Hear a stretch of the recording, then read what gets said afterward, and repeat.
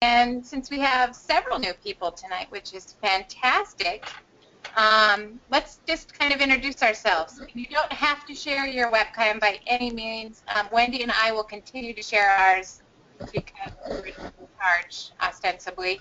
But I teach at Skyview High School in Billings, Montana, and I teach English, and I'm also part of Writing Project. And Wendy? Sorry, I muted myself so that it wasn't as distracting in the background. I also teach at Skyview and am a member of Writing Project. Yeah, that's me. Hi everyone, I'm Christy Mock-Stutz with the Office of Public Instruction. Good to see you all today. I'm Kurt Bobbitt, a teacher at the University of Great Falls, and was in the Montana Writing Project year 25 in 1998. And, well, that's it. Perfect. And I'm Libby Heffley. I also teach at Skyview. Thanks for coming. Yeah. Can you guys hear me? Yes. Caitlin. Okay, great. I'm Caitlin, and I teach at Whitehall High School. And I was in Montana Writing Project with Wendy 6 years ago, and then last summer as well. And I know Kurt from Maitla, and I know Christy from Maitla, and I pretty much know everybody in the room. That's pretty exciting. And I'm Diana Knutson. I'm with Golden Triangle, and I'm a really old writing teacher from way back, so I trained lots of writing workshops in the summers, and so I'm really glad to see all of you. Or hear all of you. I can see you, you can't see me. Yeah. Perfect. I'm Glenda McCarthy. Can you all hear me? Yes. Yeah, so I'm Glenda McCarthy. I'm an instructional coach with Indian Education for All in Billings Public Schools, and I'm one of the 2 directors for the emerging Elk River Writing Project at MSU Billings, and I've been in Writing Project for 4 years. All right, welcome. And Brenna. Oh, hi, I'm Brenna Sunday. I teach high school English in Plentywood, Montana, and I'm also involved with the Writing Project, and I also teach creative writing through Montana Digital Academy. Nice to see you all here. Yes, welcome everyone. This is our biggest group, I think, so it's fantastic. So this is kind of how each of our meetings have worked. We started a shared document, and I put a link to that in the chat, and I can put it in again so you can see it again. And I'll pull that up on the screen right now, and we have some prompts and some questions that we're going to discuss, and we can talk about it. We also found it to be kind of nice to be able to type some of our answers, both for record, and we're all teachers and we have a lot to say. So as you do that, if you just you can change the color, but make sure you at least put your initials. We kind of know who's talking. And this week we're talking about, or this month, we're talking about pre-service teacher training. So I hope it's a great discussion. And does anyone have any questions at this point? Perfect. Okay, so we're going to get started. So this kind of started, I read an article from NCTE, or a blog post, talking about pre-service teacher training. And I have been thinking about this a lot too. I think it's important to think about how we're training the next generation of teachers. So one of the quotes from that blog that was actually a quote from another article was, "How can teacher preparation be improved?" Coogan offers a few thoughts. She argues teacher preparation should focus more on teaching future teachers about the learning process rather than the teaching process, because the beginning teacher is apt to be more concerned with putting on a virtuoso performance than with what actually happens between the ears of his students.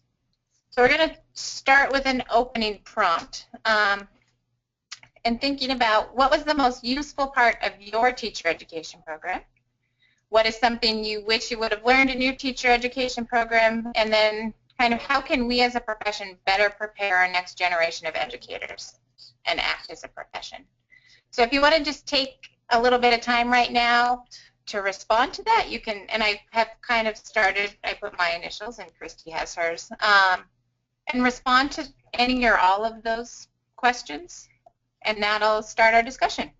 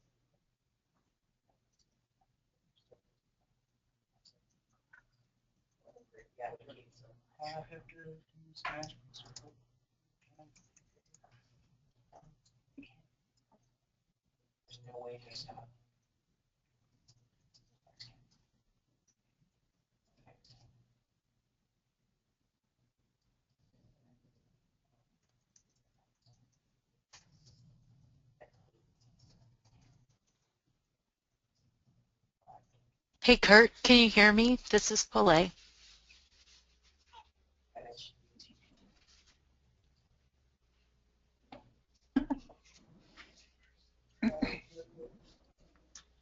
Yes, I can hear everybody. And So I have two questions. One, what browser are you using? that's what it Chrome. told me. And then the other question is, what Google account are you logged into? None. So that's the key. You have to be logged in Chrome into your Google account in order to co-edit a document. So up in the upper right-hand corner, it should have either an icon or a picture with your Google account profile photo. If you don't see that, click in that upper right-hand corner area, and it should give you the options for the Google accounts to log in with. Yeah, there's nothing. There's an X. So there are three lines, three horizontal lines. If you click on that, and settings, and then look to see who you're signed in as. Oh, sign in. Yeah, sign in. It says I'm signed in as me. Okay. So when you go back to the browser tab that has the shared document, do you see that address in the upper right-hand corner above where it says share. Like I can see Bridget's login because she's doing her screen sharing.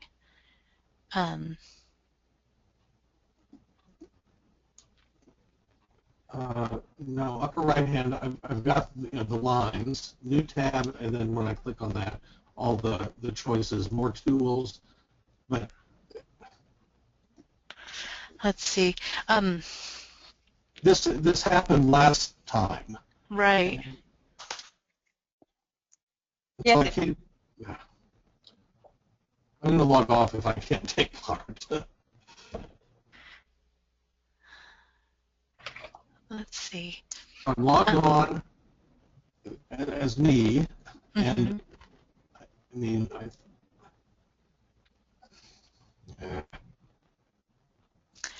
if you go back to the Go To Meeting tab. Okay, I'm there. And let's see. Because now the interactive document has disappeared. Yeah. Oh, here. There it is. Sorry, that's my fault. Oh, that's right. So you see the blue share button? Right above that it has Bridget's name. Do you see that? Okay. I don't know I don't know what you're talking about. Okay, there's a... I have the tab Go to Meeting, the little red dot, and the X. Yep, that's good. And did you have the document open in another tab? No. Okay, so you want to, with the link that was provided, open that document in another tab. And I just reposted that in the chat. Thank you.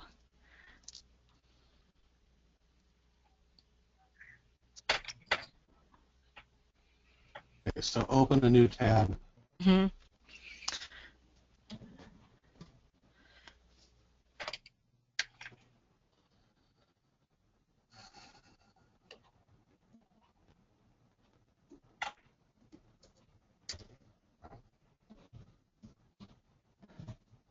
There you are. You're in like Flynn.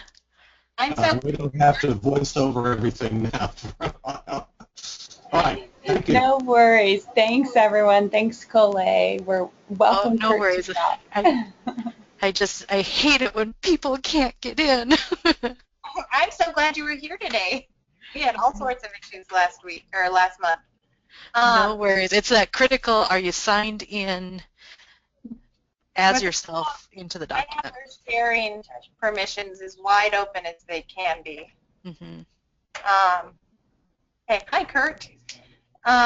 So as Kurt types his response, I think maybe just starting the discussion with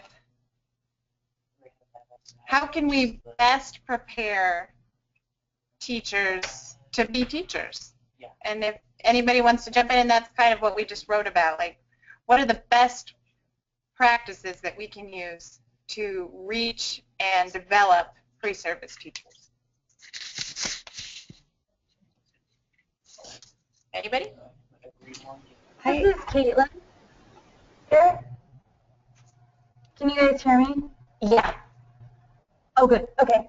I don't think it's necessarily what we're doing now that doesn't prepare teachers, because I mean I feel like I got a lot of really good theory and I got a lot of really good support while I was in school.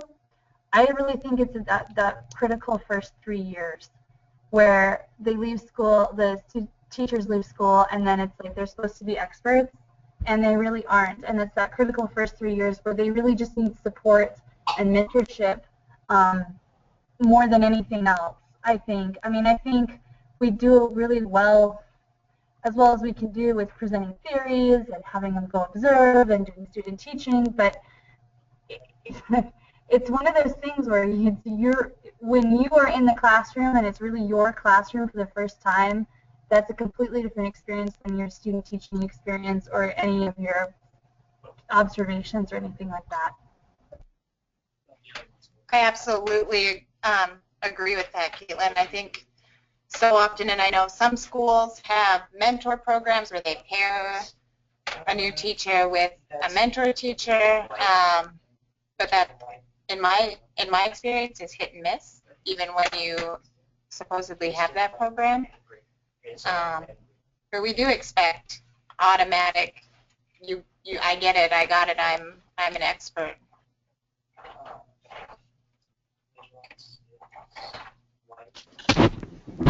Caitlin Chiller, this is Diana Knutson. How are you doing? I'm doing fairly well for the most part. We've got, what, another half a quarter left?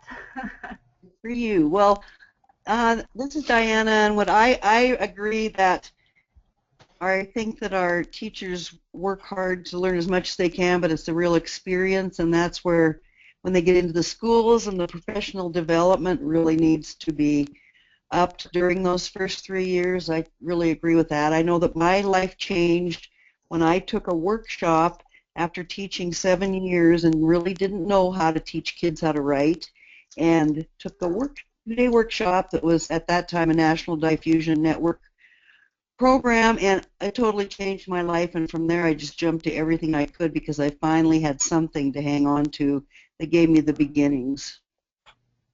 But I didn't have them in college.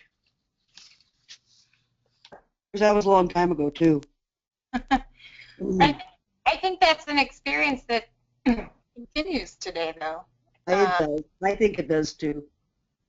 I don't think it was just, I don't think that's because of the time it was. I don't know how much teacher training has changed in the last however many years. I also kind of think it's this, I don't want to say it's a burden, that's not the right word I'm trying to think of, but there's kind of this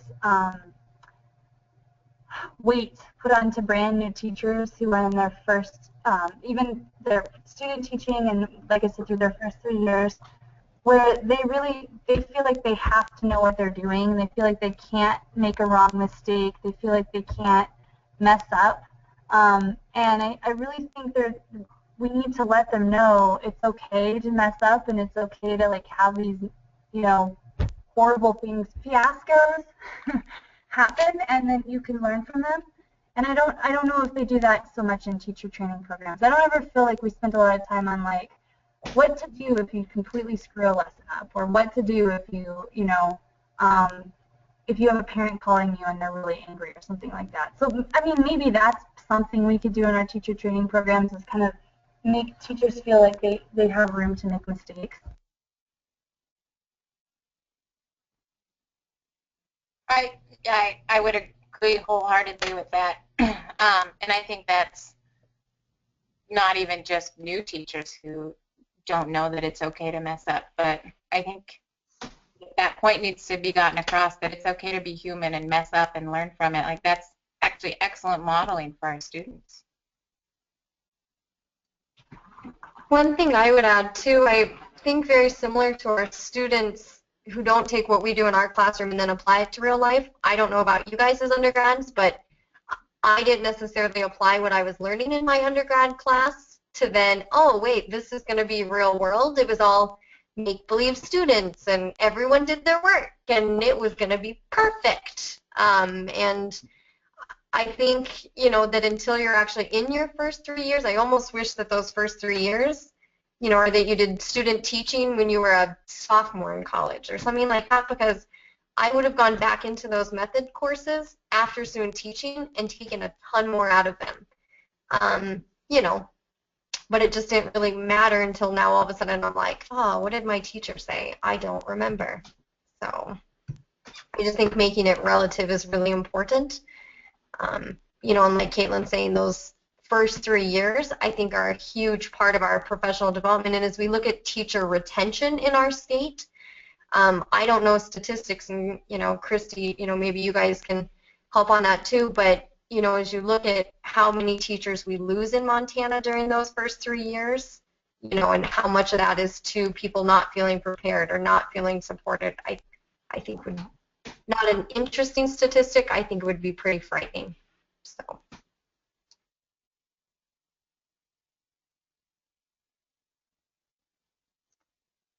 Okay, does anybody have anything else they'd like to address right now? Otherwise, I'm going to, we had two things. One was just a short blog post in response to a previous article talking about preparing tomorrow's teachers, and really just questioning kind of what we're already discussing, but how well do we prepare new teachers for the profession? And I think we can address that then as both pre-service, still in college and going through all of their practicums and student teaching experiences through those first 3 years. I just want to add that it's one of the places where I think NCTE could improve its offerings. The explicit labels in the program, for example, of sessions that are especially welcoming to new teachers, and I think professional associations like MELA too, just sort of making particularly strong efforts to talk with those people, encourage them, partner with them, and so forth. Encourage them even to take the risks that might be something that those of us who are here today could do or can do. Yeah, absolutely. I think it's important for our new teachers to be pushed to strong professional development opportunities. And I wish we had more newer teachers here. But I think that's an important part, is becoming part of a professional learning network, as both for teacher retention and for becoming comfortable and an expert in our field.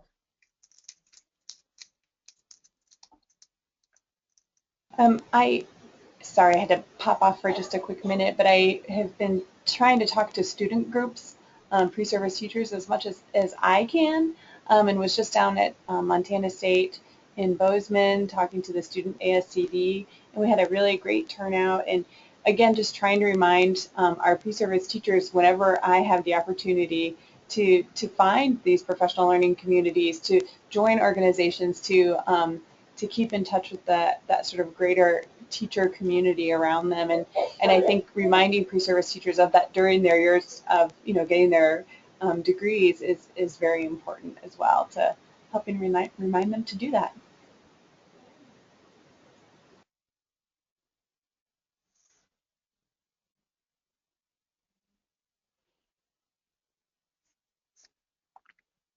So what should we be doing? I guess in some of these, I'm going to kind of skip over some of these just because of where our discussion is going, but how can we better prepare and work with pre-service and new teachers? And so I'm on C, and you can just start to type in down here. And once again, you put your initials and start typing, but I really think instead of theoretical ways, yes, we need to push for professional development, but what practical ways can we reach out to new teachers that are in our building and pre-service teachers who are in our area, and how can we actually help people then?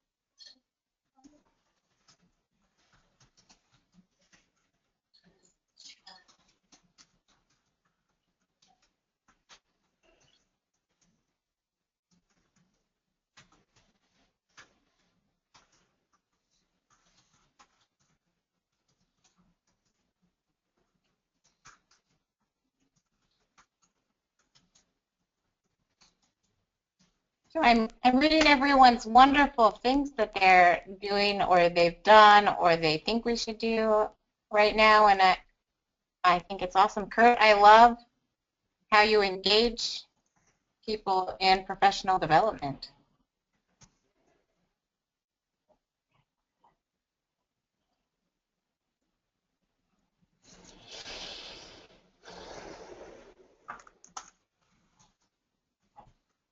So we are kind of, other than 3 of us, from all over the state. Does anybody's district offer, so like Brenna talks about offering new teachers more professional leave time to observe other teachers in their own buildings and in other schools. Does anyone's district offer that?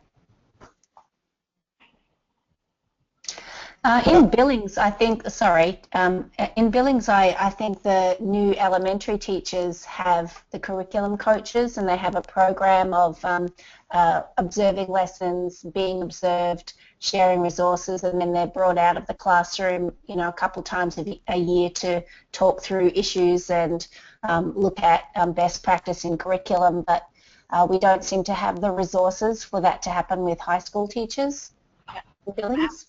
No, that we definitely do not have that at the high school. No. If we did, I think that's a powerful learning practice.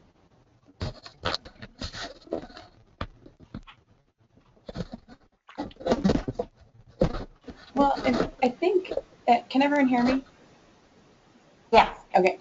This is where I think sort of a teacher collaboration model can sort of come in as far as, finding a teacher to partner with and maybe be able to go in and observe, even if it's during your own prep time, if that teacher is teaching, to encourage, especially newer teachers, but, any teachers to have that open door policy, to have that sort of, peer observation or peer sharing, that collaborative relationship. So when we talk about building relationships, it's building that collaboration between teachers.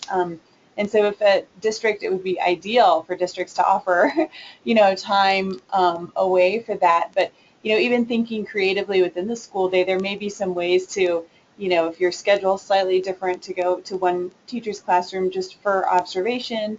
They can come observe for you. You can share out, and that's a way to offer some of that, support as well. As, one thought. Well, I think in a lot of respects, it involves taking some degree of initiative and, well, for me, a willingness to continue learning. Or there's a selfish dimension of that, naturally. And as I mentioned in the typing, I invited one of our, she's new to our staff. She has 2 masters, including one in classics. And in class on Thursday, my classical myth class is talking about the way that different stories that we've read through the term fit one of 5 models of why myth endures. And so I invited her to come to that session so that she can share some of her knowledge about the stories and so forth, but also hear what some of the students have to say about their estimation of which ones fit an anthropological or psychological model or an early science model or anything like that. So, and I'm hoping that'll get her interested too in, I guess, taking a little more interest in what goes on in our classrooms. I think that's fantastic. And it brings in what could be considered an expert into your classroom for your students as well. I think it is beneficial on both sides, for your students and for her. Yes, and they'll, they won't have to talk quite as much. That's true. I know that you were asking a question. I know that here in Great Falls, the middle schools all have teams, content area teams, and that may be universal in Montana. I don't know, but it certainly has the advantage of with new teachers that they immediately get to work with at least 2 other experienced teachers, even if they're in another content area. And Caitlin certainly can echo this, and I imagine, well, Christy too. Two of the longtime Maitland members are now in the Bozeman School District and the Helena School District, serving as kinds of mentors. Gene O'Connor in Helena and Sue Stolp in Bozeman are working with new teachers in support roles. Am I being fair on that, Caitlin, or accurate? I know for Jean, Jean's role a little bit better at Helena High, and she's, definitely taking on that leadership role, working with new teachers, working with experienced teachers, and again, kind of going back to that idea of collaboration and building collaboration between all members of the English department at Helena High. So she's definitely all of her many hats that she wears during the day. And I'm not as sure about Sue's roles. Caitlin might know a little better about that. Yeah, I mean, Sue does, she works as a mentor for new teachers, and I think what's really interesting about Bozeman is that they define new teachers as anybody who's new to the district. So Sue is even involved with mentoring teachers who have decades of experience, which I think, even though I'm in my 8th year of teaching, if I was in a brand new district, I would still want to have that kind of mentorship. As I was writing about earlier, sometimes you come into a new school and the district's in their 3rd year of a 5-year grant on, school culture, and you don't know what's going on and how to get everybody up to date and what are all the acronyms and this is how we do things. I mean, I think even just for teachers who are new to the district, it can be a little bit intimidating, but it's very piecemeal all over Montana. Some districts, if they have the manpower to offer mentorship and offer the time and to mentor new teachers, I think they do it, but then there are a lot of districts that don't have the people power to do that with. And so a lot of new teachers are kind of, shown to their classroom and given a supply list, and then away they go. And that's I think when the professional development piece becomes absolutely crucial, because that's really their only option.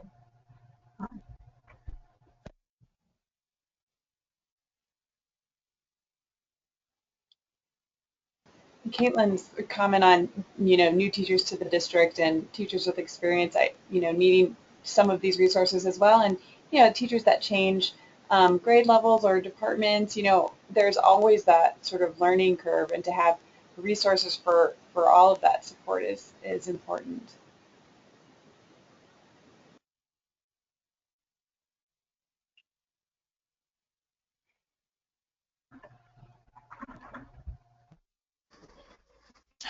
I can't help but think that, especially in those districts, as Caitlin was talking about, where someone might be really isolated as an individual practitioner in English language arts or whatever the content area, that this PLC is kind of like the dream answer to breaking down that isolation or, that sense of separation from other professional practitioners. So I really hope that we can definitely grow awareness of this platform as a way to connect those people who are isolated. And I think that isolation can happen. I'm really interested in thinking more about this idea of what it means to be a new teacher in essentially a new school, even when we're experienced educators. And that's where my comment comes from about culture. You have to learn that culture of a new school. And that's that marigolds thing that I shared too, kind of relates to that as well.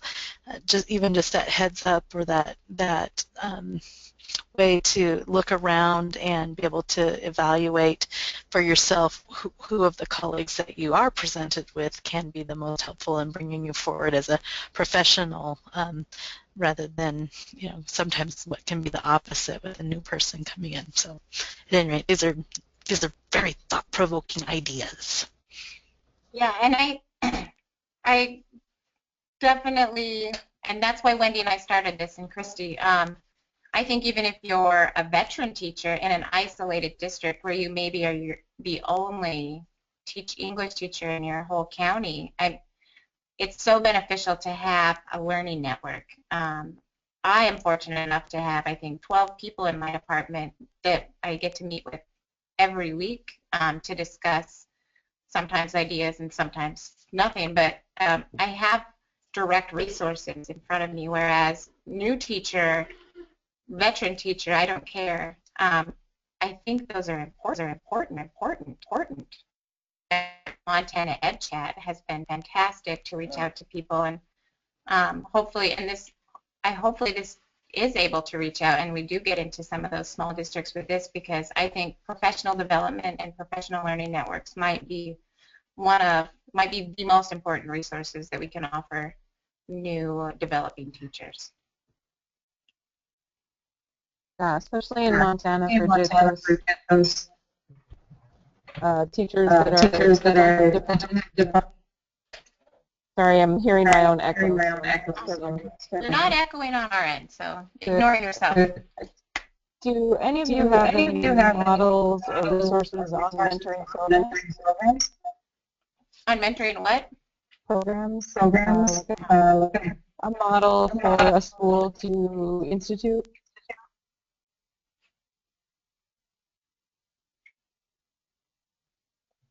Does anybody work in a school that has a good mentoring program? None of us, apparently. Yeah. Actually, I do have a list. I'll have to track it down because we're not using it right now, on a model for pairing up a new faculty member with an experienced, long-time senior faculty member on our campus, not necessarily in the same content area, and with sort of a 10-point activity through the year of how we worked with that without trying to be directive. And I can track that down. I don't remember who asked the question, or I didn't notice, but I'd be glad to send that along. And I think that's beneficial for all of us to see if you find it, and you can share it with me, and I can send it out too. Share it with Wendy or Bridget? Both. Okay. Or either. All right. I'll look for that tomorrow. Okay. Thank you. We're nearing the end of our time. So the Ken Robinson piece is wonderful, and I think we can probably, in this group, agree with a lot of what he said. But before we go, I want to, if you have, so number 4 is professional development opportunities. If you want to add anything there, those were the 2 I knew about off the top of my head coming up this summer. So we have Elk River Writing Project in Billings, June 13th through July 1st, and that's a link to more information. I know that MBI is happening in Bozeman, June 20th through the 24th. Don't forget to submit a proposal to present at MEA MFT. If anyone would like to add other professional development opportunities that they know of, please.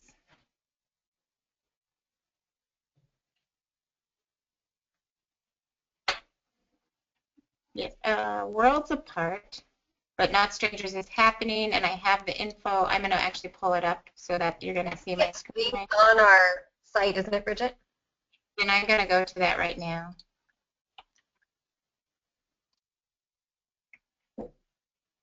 I will add a link, and I think, Christy, I think I sent you a request or a link that essentially was for Wendy and Bridget. Donna Miller, in Montana, longtime, active, productive, fascinating example of a fine teacher. Now, yes, you did send me that link, and I couldn't actually open it. So, do you want me to? I can paste it here, but I couldn't actually access the document. Yeah, someone has to subscribe to English Journal. Yeah. But if anyone subscribes to English Journal, you can open it and then save it as a PDF and search it, and offer it to others. I thought maybe Wendy or Bridget might subscribe, and if the person does, it's essentially the version, the electronic version of that article, but it's Donna's article about Ken Robinson's presentation in Las Vegas at the NCTE National Convention, Annual Convention. So it's local in that the writer is a teacher in Montana for a long time, and a very good writer too, but also because it's related to what we're talking about. So if somebody who subscribes to English Journal goes to that link and logs in, you'll be able to copy it. And okay. I just pasted that link into the document so anyone can go and click on it. Thank you. And you know, I think it's directly relevant. And we could always thank Donna for that work. Yes.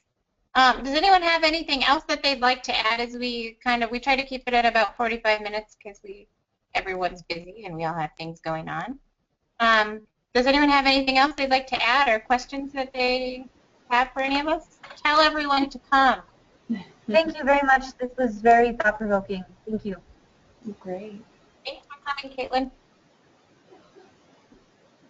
Thanks, everyone. Thanks, ladies. Glad I finally got to attend one of your meetings. I'm glad you came, Brenna, even though we couldn't see you. Well, our next one, and we will send out information about this, either Christy or myself or Wendy, is going to be May 11th. And Wendy, we are going to possibly be talking about? Essentially writing in all classrooms and across the curriculum. So taking kind of these same things and making them relative to all classes. So get other content areas here instead of just all of us English folks. Yes. That's my plan. And just as a quick reminder, I record these PLC sessions and I post them on the Teacher Learning Hub. And you can go online, and if you reply to a discussion thread on the Teacher Learning Hub, you can earn a renewal credit for each of these PLCs. So just as that reminder, everyone can log on to the Teacher Learning Hub and do that. All right. Okay. Thank you, everyone. So we will hopefully see all of you next month. May 11th. Bye, everyone. Bye.